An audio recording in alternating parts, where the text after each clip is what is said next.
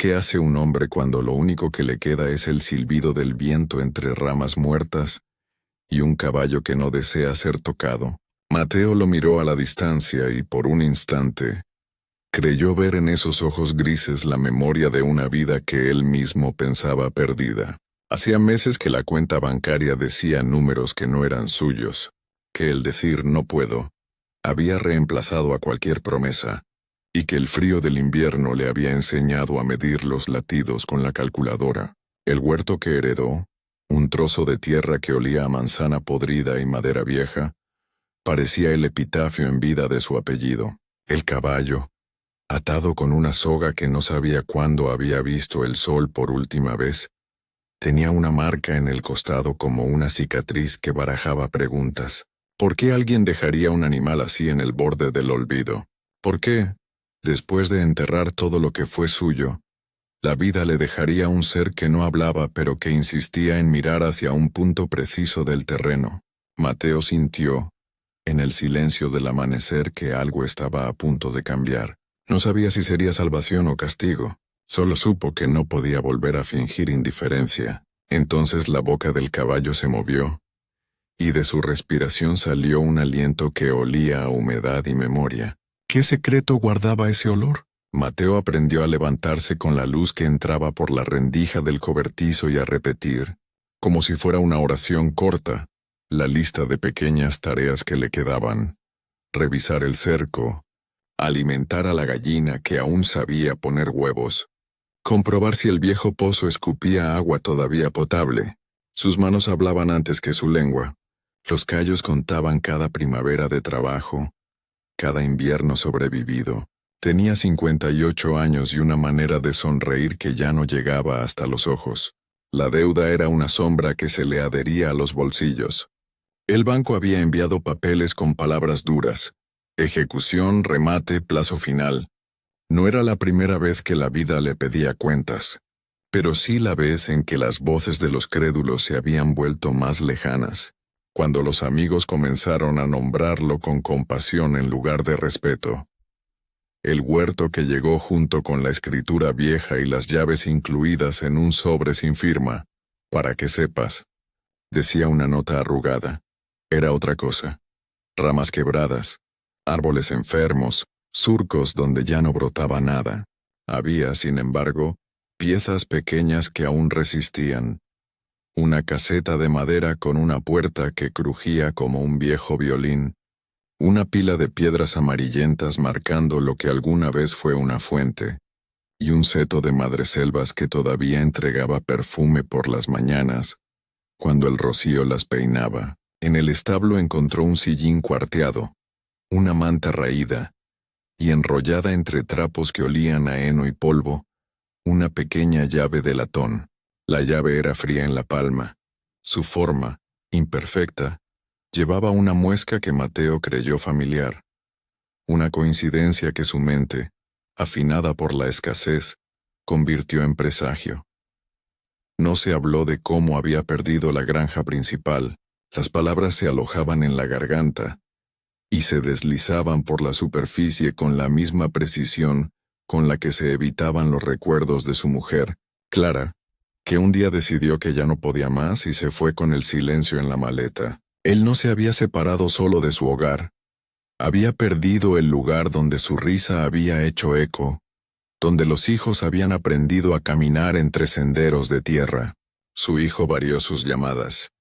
Primero vinieron excusas, luego menos excusas, hasta que la distancia se volvió decisiva. Mateo tenía en lo más íntimo una grieta que le dolía más que el frío: el orgullo roto. Era un hombre que había dejado de creer que podía pedir ayuda, pero aún así ante la llave y el caballo algo en él cedió, no por esperanza, sino por la curiosidad antigua que nunca muere en quien ha cultivado la tierra. La necesidad de saber, de entender, de terminar lo que quedó sin acabar. En esos días de otoño, el huerto le ofrecía sonidos para acompañar la soledad: la cáscara de una nuez al romperse, el crujir de hojas secas como páginas que se vuelven, el relincho bajo y del caballo siempre a la misma hora, como si marcara una presencia. El animal no comía mucho. Miraba con esa calma que no era ni sumisión ni agresión, como si calculase cada gesto humano y decidiera si valía la pena invertir su confianza. Mateo intentó acercarse lentamente, como quien vuelve a leer una carta que hace años no quiere abrir. Tendió mano, ofreció pan, habló en voz baja. El caballo espió detrás de las orejas, llevó la cabeza hacia la mano y, al contacto mínimo, cerró los ojos. Había en ese gesto una aceptación que no era total. Era una tregua. Mateo se permitió sentir algo parecido a una alianza naciente. Dos cosas rotas compartiendo el mismo techo improvisado. Plantó en silencio la semilla de una promesa. No dejaría que el animal muriera en el olvido. Pero tampoco sabía aún que el caballo traía un mapa de memorias y puertas cerradas. La llave, la cicatriz del caballo, la nota sin firma, el primer indicio de que el huerto guardaba más de lo visible, ocurrió una tarde en la que la lluvia comenzó a insistir con pequeños golpes sobre la chapa del cobertizo. Mateo encontró enterrada bajo un montón de hojas podridas una baldosa con una inscripción apenas legible. Un nombre. La lluvia limpió las letras como si quisiera ayudarle a leer. R. Herrera. No reconoció el apellido. Lo limpió con la manga y sintió de nuevo la ligera vibración del misterio. Esa misma noche, el caballo se desveló y empezó a rascar la tierra cerca del poste más viejo del corral, donde la sombra parecía formar un surco más profundo. Mateo lo reprimió. La lluvia pegaba con gusto, y la tierra olía a algo antiguo como cuero y vino. Cuando fue a apartarlo, encontró la soga del animal enredada con algo duro, una placa de metal oxidada. Al tirar de ella con esfuerzo, descubrió que la placa era la tapa de una pequeña caja enterrada. Dentro, envuelto en papel encerado, reposaba un sobre con hojas amarillentas. La tinta se había corrido por la humedad, pero aún se distinguía una palabra que hizo que el estómago de Mateo se encogiera. Promesa. ¿Qué promesa había sido escrita y por quién? A partir de ese momento, la relación entre hombre y caballo se volvió más que alimentación y cobijo. Se transformó en un diálogo sin palabras. El animal comenzó a desplazarse en la madrugada hacia un punto fijo, siempre el mismo, olfateando la tierra, marcando con cascos las raíces como si intentara desenterrar algo que había sido enterrado con intención. Mateo lo siguió una mañana, con la lluvia todavía en la ropa y la llave de latón en el bolsillo, la llave que había encontrado en la caseta, y que no dejaba de pesarle en la palma como si tuviera voluntad propia. El caballo se detuvo ante un viejo seto de madreselvas y, con un movimiento lento, apartó las ramas que cubrían lo que parecía una entrada apenas visible, un sendero que no aparecía en los mapas, que olía a piedra húmeda y hojas en descomposición. Mateo sintió un vértigo de niño y un miedo de anciano al mismo tiempo. Caminó tras el animal y la maleza le devolvió ecos de pasos que no eran los suyos. ¿Cuánto tiempo llevaba aquel sendero cerrado? ¿A quién pertenecía? Un ruido se escucha entre los arbustos. Alguien más ha estado allí cada día que Mateo seguía al caballo. La vida vieja del huerto le devolvía objetos incongruentes. Un botón con iniciales, una hebilla con fecha, un pequeño broche con la foto de una mujer que quizás sonrió alguna vez en un salón que ya no existía. Estos pequeños fragmentos encajaban como piezas en una caja de puzzles que no quería armarse del todo. Cada hallazgo agregaba más preguntas que respuestas. Una mañana, mientras analizaba una carta manchada con costuras de tinta, leyó una línea que lo dejó inmóvil. No confíes en la venta antes de que caiga la primera nieve. La letra era firme, urgente. Mateo no sabía si era una orden o un ruego. El banco había programado una visita. El remate podía ocurrir en semanas. El miedo se volvió tangible y palpó sus huesos. Perdería todo a menos que encontrara algo que cambiara la balanza. El caballo, por su parte, parecía saberlo. Sus pasos se hicieron más acelerados. Sus orejas se ponían rígidas ante un punto invisible, y a veces, cuando Mateo intentaba atarlo, el animal se negaba con una mirada que parecía decir, «Aún no». ¿Qué fuerza impide que el caballo se quede quieto? Las noches traían gustosas sorpresas y viejas amenazas. En una, Mateo escuchó voces en la distancia, risas que podían ser de vecinos o de hombres que venían a tasar la propiedad. Encendió una lámpara y se acercó con la voluntad pesada de quien carga más que su cuerpo. El caballo, en el establo, lanzó un relincho contenido como si reconociera esas voces. Cuando Mateo abrió la puerta, el viento levantó un papel suelto que voló hasta posarse en la entrada del sendero. Era un fragmento del certificado de propiedad de la finca mayor, tachado en parte con una nota escrita al margen: «No la entierres sin mirar». La letra no era la de la carta. Era distinta, más temblorosa. Mateo empezó a entender que alguien había querido ocultar algo importante dentro del huerto. ¿Por qué esconderlo allí? ¿Quién querría dejar rastros apenas visibles? Su orgullo le decía que no necesitaba buscadores de fantasmas. Su curiosidad le empujó a seguir. Aquella misma noche, el caballo rozó su mano con el hocico, y como si obedeciera un impulso, dejó algo en la palma de Mateo. Un pequeño pedazo de metal con la forma de una llave pero demasiado corroída para abrir nada. La llave de latón en su bolsillo frunció la curiosidad hasta doler. Alguien o algo había estado dejando pistas. ¿Era un mensaje o una trampa? La tensión creció cuando una madrugada, Mateo vio huellas nuevas junto al sendero, pisadas de botas con tachones de barro que no pertenecían a él. Iba a retroceder cuando el caballo se colocó delante de él y golpeó con el casco una piedra suelta.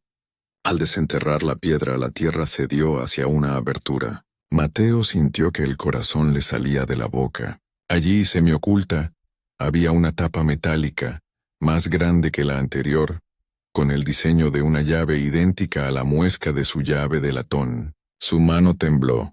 Recordó de pronto la nota sin firma que había encontrado en la escritura. «Para que sepas». Las huellas en la tierra se acercaban. En el mismo momento en que levantó la tapa, y notó un olor profundo a cera y madera vieja que provenía del interior, escuchó voces, ahora muy cerca, y el crujido de pasos que no venían del huerto sino de la carretera. El caballo se encabritó ligeramente.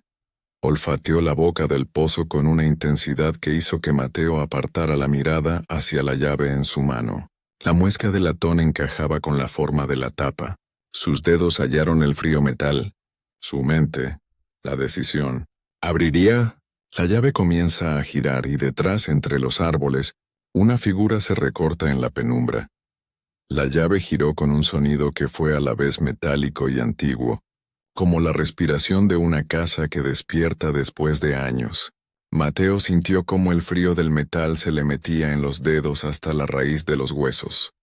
La tapa cedió con un quejido bajo y la tierra liberó un olor a cera, papel envejecido y madera sellada. Por un instante la lluvia pareció detenerse fuera, como si el mundo aguardara. Abajo, dentro de la oquedad, había una caja de nogal que había resistido al tiempo. Sus bisagras parecían latir. Mateo la levantó con esfuerzo, llevándola hacia la luz del día como quien arrastra un secreto a la orilla. Su mano temblaba, pero no por miedo, por la antigua necesidad de que algo, por fin tuviera sentido. Sobre la caja, clavada con una chinche oxidada, encontró una placa de latón con las letras apenas legibles. «A quien cuide del caballo, R. Herrera». La sangre se le apretó en la garganta. Abrió la caja y dentro reposaban varias cosas que olían a pasado.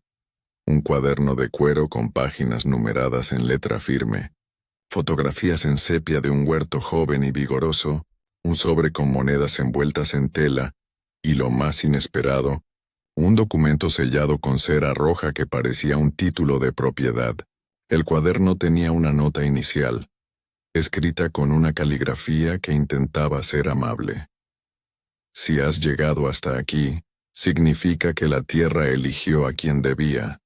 Lee despacio, respira, y recuerda que las promesas se cumplen por manos, no por papeles.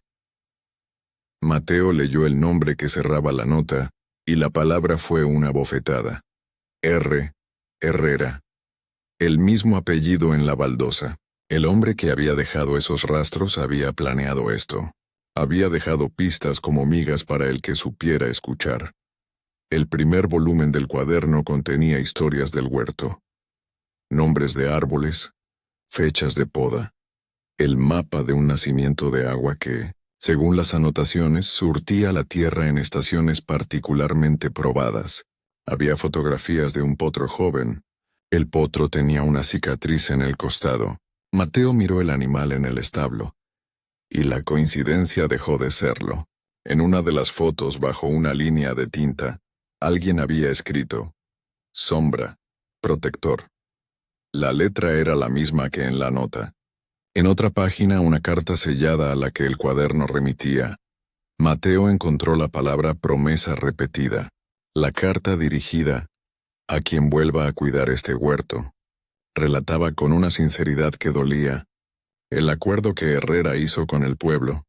Había escondido ante la posibilidad de desidia y venta pruebas y recursos para quien demostrara un amor real por la tierra.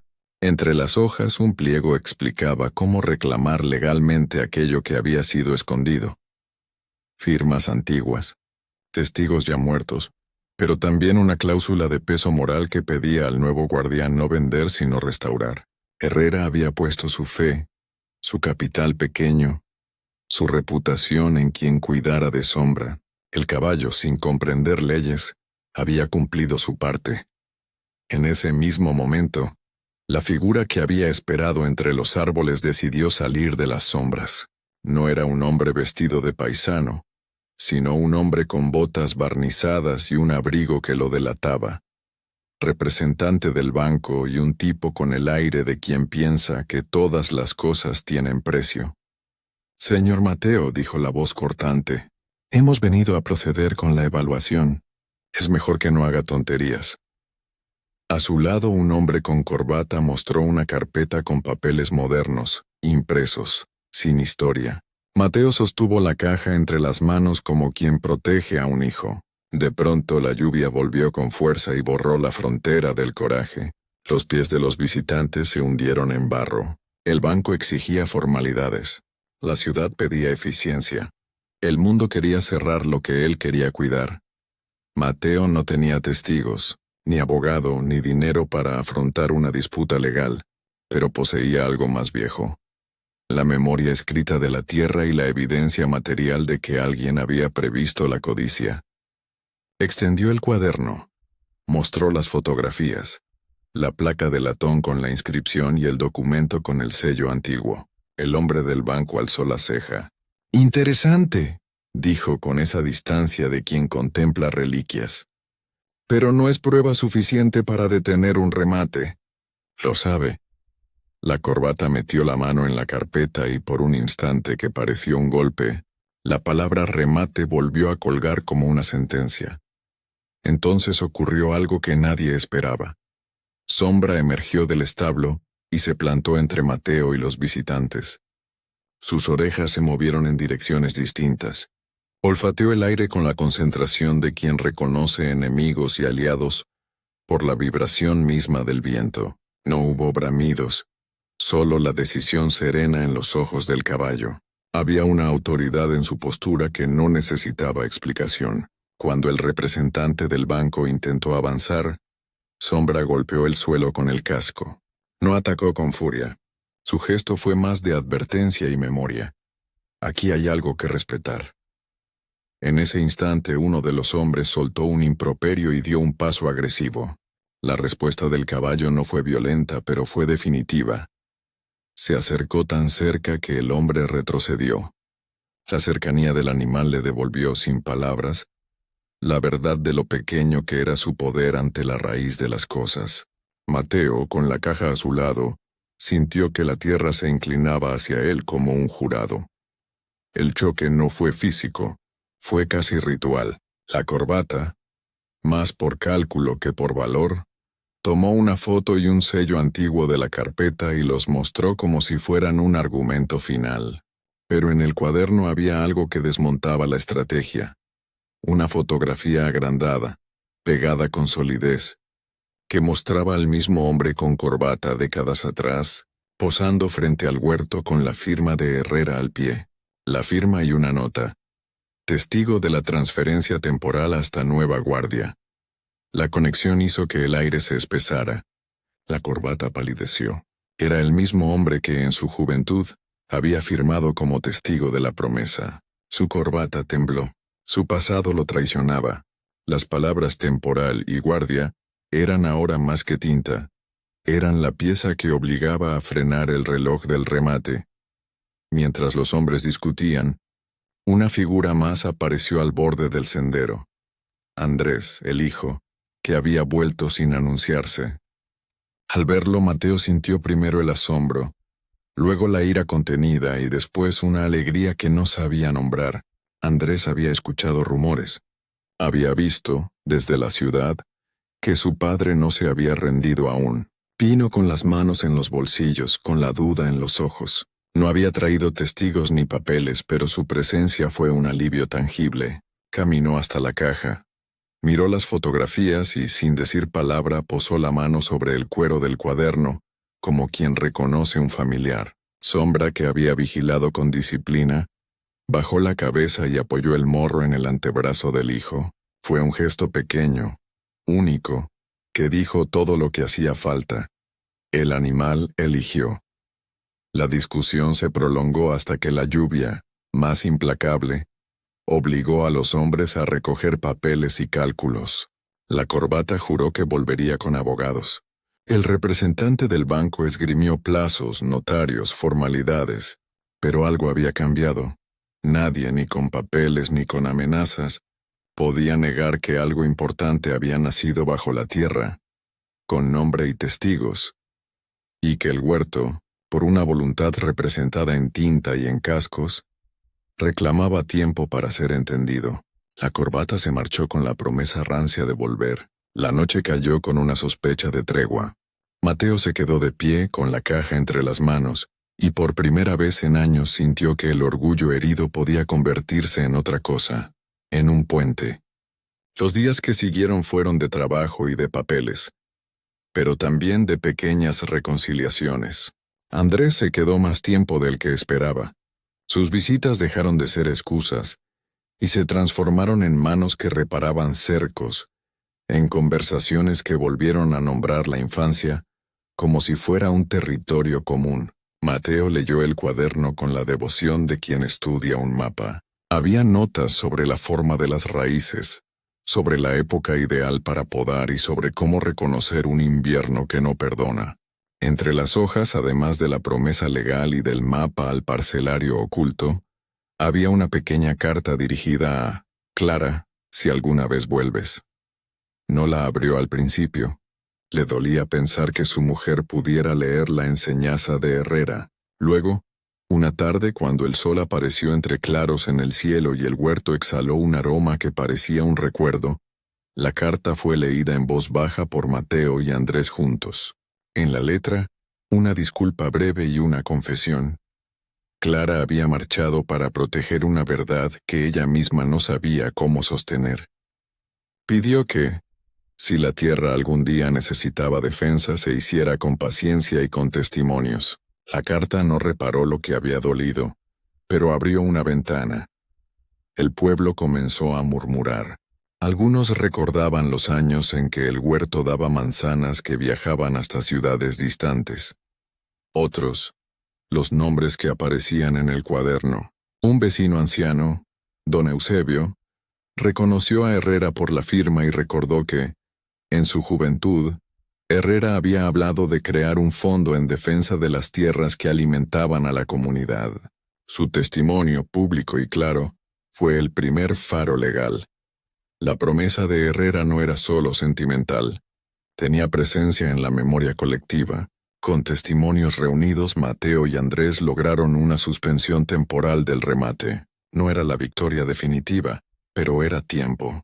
Tiempo para limpiar, para plantar, para que la tierra viera manos que quisieran más que cobrar. Sombra se convirtió en algo más que un caballo. Fue puente. Estuvo presente en ferias, en charlas con vecinos, en silencios donde los muchachos del pueblo escuchaban historias del antiguo huerto. Su cicatriz hacía que la gente se acercara con cautela y ternura. Mateo, que antes hablaba poco, comenzó a contar anécdotas encontradas en las páginas del cuaderno. El día en que una helada casi arrasa con todo, y Herrera y el pueblo salvaron las raíces con mantas. La vez en que un niño secó una rama con su bufanda. Las historias, dichas en voz alta, trajeron un hilo de orgullo que parecía haberse roto para siempre. Andrés y Mateo trabajaron juntos en la renovación de un surco, y en las noches cuando el trabajo acababa, se sentaban a leer letras antiguas bajo la luz de una lámpara y, sin querer, se redescubrían. Pero no todo fue reconstrucción sencilla. La corbata volvió con papeles más frescos, con abogados con caras nuevas. Ofrecieron dinero, cifras que en otro tiempo hubieran parecido salvación. Mateo y Andrés se sentaron frente a la mesa del comedor y examinaron las cifras. Sabían que vender sería dejar morir lo que Herrera había intentado proteger. El cuaderno no pedía riqueza, pedía cuidado. Fue entonces cuando Andrés, con una honestidad que no ocultaba el cansancio de la ciudad, dijo: «Papá, podremos impedir el remate un tiempo, pero necesitamos un plan que nos dé sustento sin vender la tierra». La frase no era el abandono del sueño, era su transformación. Prometieron plantar, recuperar el huerto, buscar mercados pequeños asociados y recuperar la tradición de envío de manzanas selectas. Un plan humilde pero con alma. Herrera desde sus páginas parecía aprobarlo. Los meses fueron concretando esa promesa. Los árboles respondieron con brotes nuevos. Los surcos aceptaron semillas, y la caseta se llenó de herramientas que contaban una historia de retorno. El huerto no se convirtió en un vergel de la noche a la mañana. Creció con la paciencia de lo que se cura. Andrés empezó a gestionar pedidos a pequeños restaurantes que valoraban frutas con historia. Los ingresos no fueron la fortuna prometida por la corbata, pero alcanzaron para cubrir la hipoteca más próxima y para pagar al abogado que había conseguido una figura legal que protegía los bienes con valor histórico y comunitario. La prensa local llegó una mañana para escuchar la historia del caballo que había guiado a un hombre hasta un secreto. La fotografía que acompañó la nota mostró a Mateo y a Andrés de pie junto a Sombra, con barro en las botas y la mirada templada por la fatiga, y la noticia resonó en la ciudad. Con la calma que dan las estaciones, Mateo regresó a la carta dirigida a Clara. La dobló y la guardó en el cuaderno, en el pliegue donde Herrera había dejado espacio para la misericordia. No sabía si la leería ella alguna vez. Lo que sí supo fue que la carta le permitió soltar la dureza de preguntas que no tenían respuesta. Tupido por el trabajo y por la presencia de su hijo, el hueco que dejó la partida de su mujer comenzó a cerrarse con otros gestos. Risas compartidas, manos que plantan, voces que discuten el momento exacto de cosechar. Sombra, por su parte, cumplió hasta el final su misión no escrita: cuidar, indicar, recordar. En el último invierno antes de que el huerto volviera a dar frutos dignos, Mateo llevó al caballo a la parte alta del terreno, donde una pequeña colina se erguía como un centinela. Hubo un gesto sin palabras. Mateo desanudó la vieja soga, miró las marcas en el costado del animal y, sintiendo un íntimo agradecimiento, rozó la cicatriz que le había dado a la historia su punto de partida. El pueblo eligió aquel día para hacer una pequeña fiesta de inauguración. Vecinos, algunos de los testigos, Andrés con amigos que ahora compraban su fruta, y don Eusebio con la dignidad de quien ha visto muchas cosechas. Mateo se sorprendió de lo fácil que era sonreír sin que la sonrisa le fuera ajena. Entregó la caja con los documentos a la biblioteca municipal para su custodia. La placa de latón fue colocada junto a la entrada del huerto. No fue un acto de abandono, sino de honor. Herrera y su promesa quedaban como testimonio público. La palabra promesa dejó de ser tinta y se volvió lugar común para los que vivían cerca. Cuidar no era una obligación sino una vocación compartida.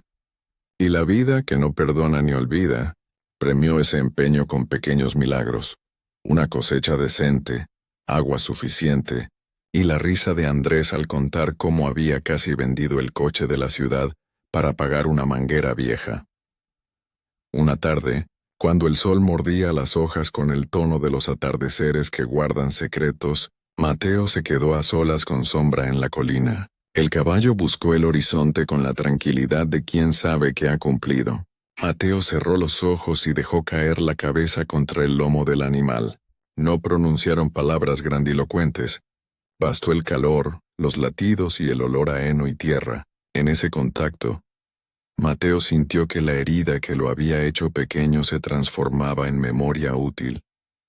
Todavía dolía, pero ya no le clavaba la vida. Había aprendido a pedir ayuda. Había aceptado que la tierra requiere comunidad. Había descubierto que las promesas pueden nacer de la generosidad de un extraño y florecer en manos de quienes aman. La última página del cuaderno de Herrera tenía una nota breve que Mateo leyó con reverencia. La tierra encuentra quien la cuide. A veces es un caballo, a veces un hijo, a veces la propia paciencia. Mateo cerró el cuaderno y con el gesto limpio de alguien que termina una tarea, colocó la tapa sobre la caja. Sombra bajó la cabeza y, por primera vez desde que llegó, permitió que Mateo le pasara la mano por el cuello sin ninguna prisa. Fue una bendición silenciosa. Mientras el sol se deslizaba y la sombra del caballo se alargaba por los surcos, Mateo supo que lo que había heredado no era solo tierra, sino la posibilidad de volver a ser un hombre con raíces. No porque la economía lo obligara, sino porque había aprendido a escuchar lo que sus manos le habían susurrado siempre. Sombra resopló contento, y la colina guardó el sonido como si fuera una última promesa susurrada al viento. Si esta historia tocó tu corazón, suscríbete, comenta abajo qué parte te conmovió más y activa la campana para seguir viajando juntos por historias que nos recuerdan lo que vale la paciencia y el cuidado.